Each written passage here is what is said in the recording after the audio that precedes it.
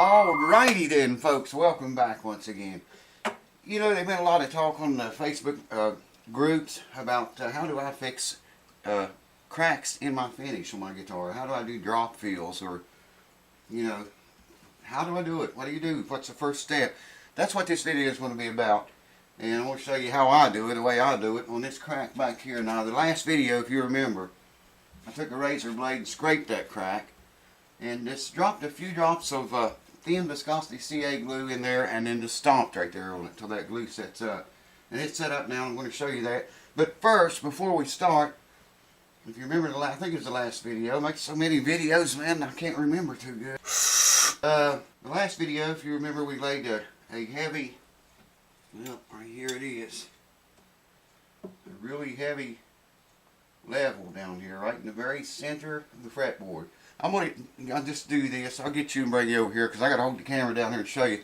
Didn't get all of it out, the twist in the neck I'm talking about, but got most of it out. So hold on, I'll get right into it right away. Where is that damn thing? Okay, what we're looking for are the parallel of the straight edge and the level back there. And you can see there's still just a tiny bit of twist in that neck. Try to get right center as I can. You can see it. It ain't very bad. It took me 8 hours to get that thing like that with heat on it.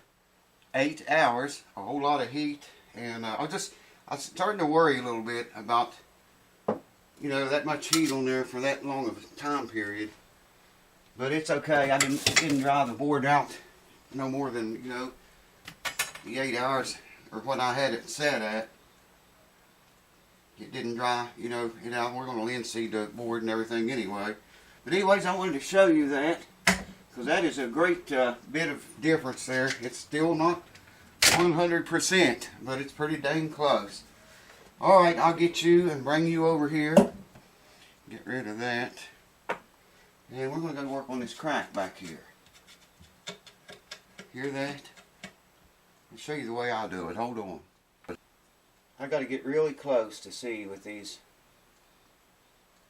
visors on, but man, I can see the glue ran into the crack.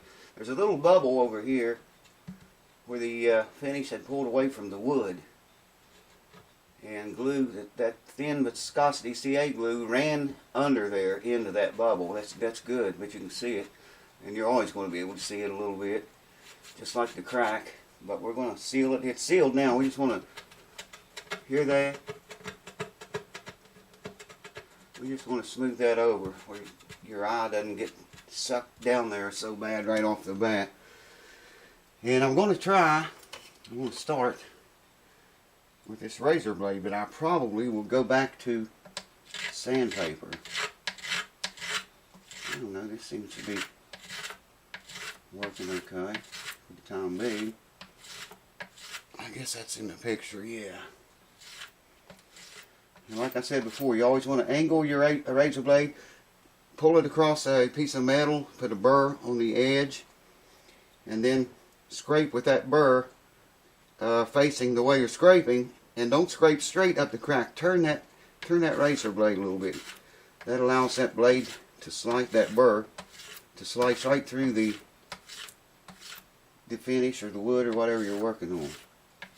You get a much cleaner cut. Yeah, I think I'm going to go to sandpaper to finish it off. I don't know if you can see that little pile. Yeah, I think you can see it in the camera. Not very much came off of it. Yeah, let's go to sandpaper because I'm still feeling it a little bit. Well, not so much now.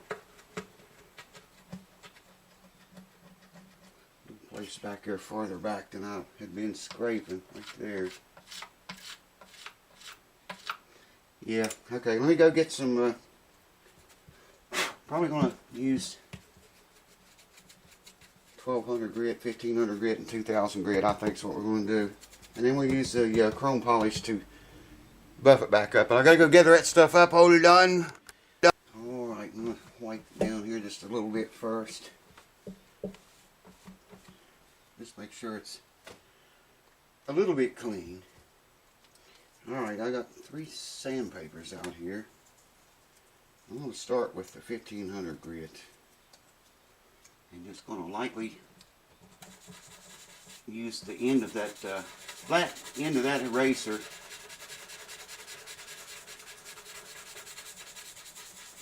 work in circular motions. And need a soft, kind of a soft brush. Here's a makeup brush, I think. Yeah, okay. Yeah, I can see that pretty good there now. I would recommend, I'm not doing it right now, but I do. I just didn't have any ready. So much other crap going on. But I would recommend if you do this, use 3M sandpaper and let it soak in water overnight before you tackle this job. Let it set overnight and put 1 drop, you know, just a little cup of water will do it. Put in 1 drop of dishwashing soap. Like I say, I didn't do that this time. I usually do. We're sanding dry here right now.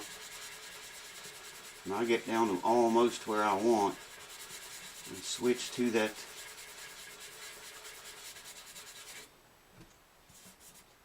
I'm going to switch right now, I think.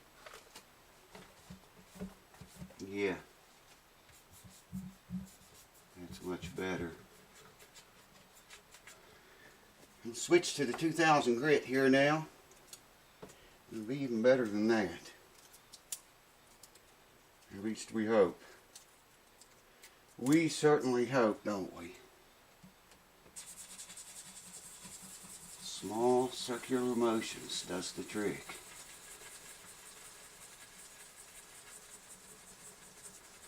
$2,000 grit. Now we'll go over it with the polish after this. I swear, man, you could use that stuff for buffing compound.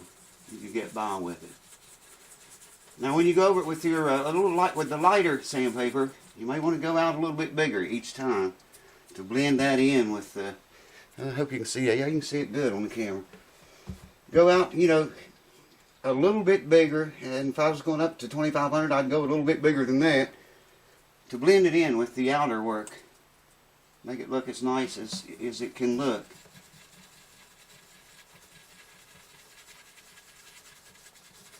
I've come up a little farther than I did before, and out a little farther than I did before. I'm using 3M sandpaper as always. Now, like I said, you are always going to see this. This is not. We're not making this crack invisible, because over the years it was open. Crack got down into it and got under the finish a little bit on each side, and that's why it looks dark like that. But there's no crack there anymore, and nothing else is ever going to get in there again. We sealed it. It's sealed, and it's going to protect itself, so to speak. See how much smoother that's getting. Yeah, man, we need to go to the semi-chrome right now, I think. We got one more with this. If I can get a hold of that very end of the paper, it hasn't been used at all, would be nice. You should use an eraser or something. You wouldn't want to do this with just your fingertips, because you'll rub your fingertips into the finish and be able to see it with a high gloss finish on it. So use a little eraser or something, you know, that's flat. The whole idea is to maintain our flatness here. Alright, semi-chrome time. I'm going to need both of those rags. And like I said before, the trick to this is whether you press easy or press hard. It depends on how, you know, how you want it to cut in. I'm going to press a little bit hard here this time. You notice I'm going way out beyond the boundaries of where the sandpaper touched. And that's just to blend it in with the rest of the finish.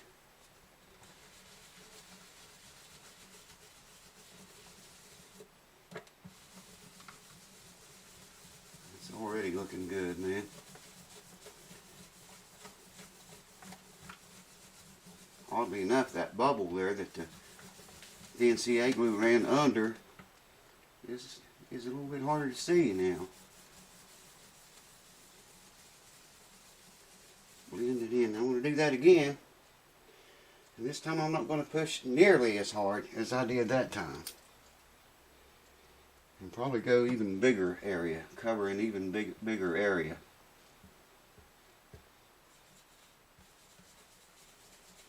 I'm not pressing nearly as hard this time.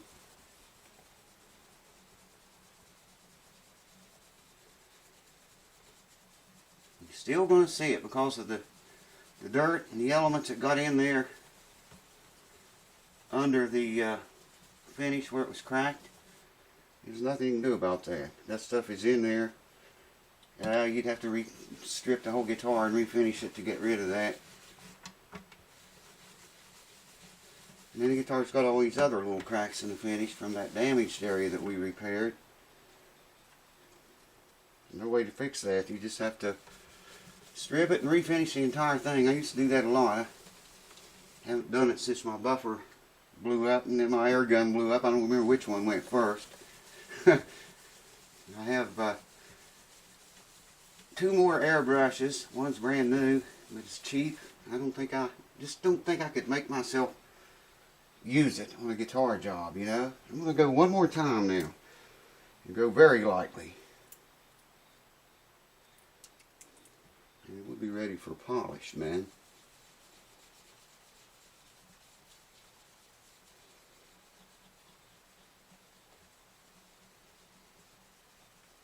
This stuff is amazing. I'm telling you, it is amazing. Now this time, use a different rag to wipe it up. This rag's not so much polluted with miracle salve. Yes, sir.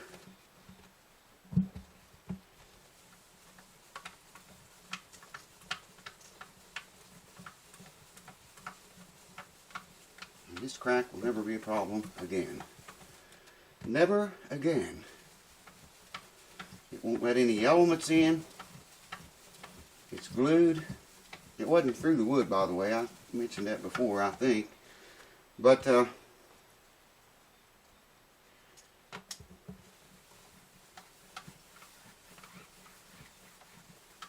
some did get in before we did this, and it's permanent.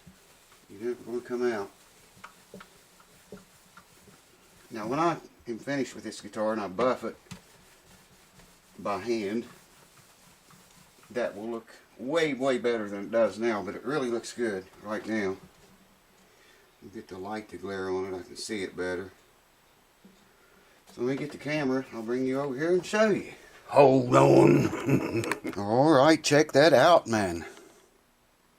Try to get in here and give you a pretty close shot of it. There it is.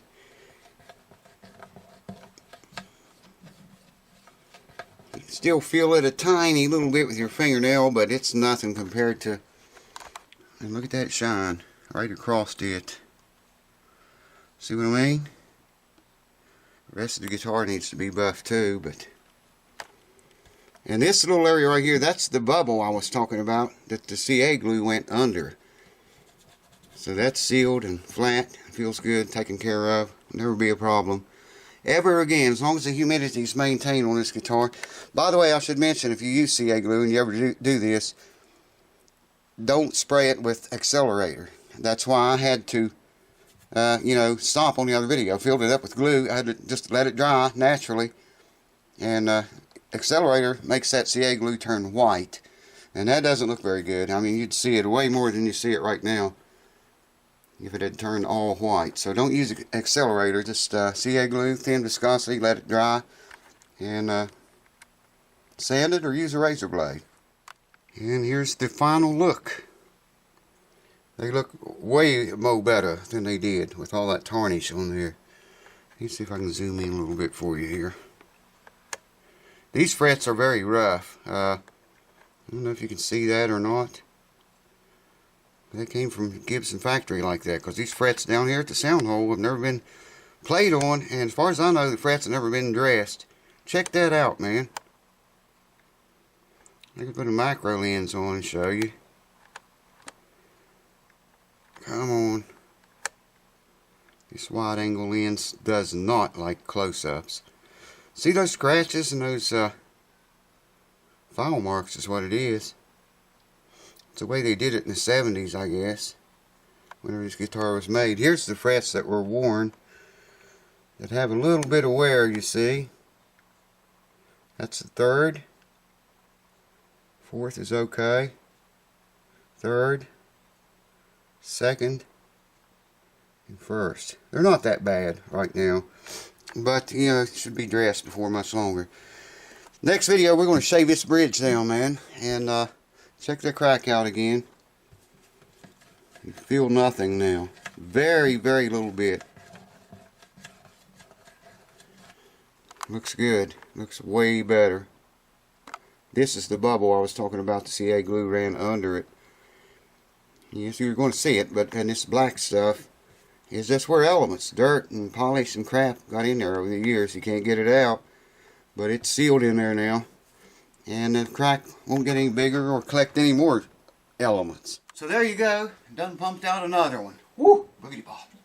Show this to you under this light now. Let me get up here where I can see, man. Right in there is where the crack is, I think. Right here. You can see it's not that noticeable now. Your eye doesn't get sucked down there to it the way it did before. I don't know if it's best to show the light glare or not. But looks way better. 100% better. Like I say, next video we will tackle the bridge. And maybe even string this thing up on the next one. All I got to do is shave the bridge down, way down from the way it looks. And I'll have to ream these pinholes, because that always changes when you shave the bridge down.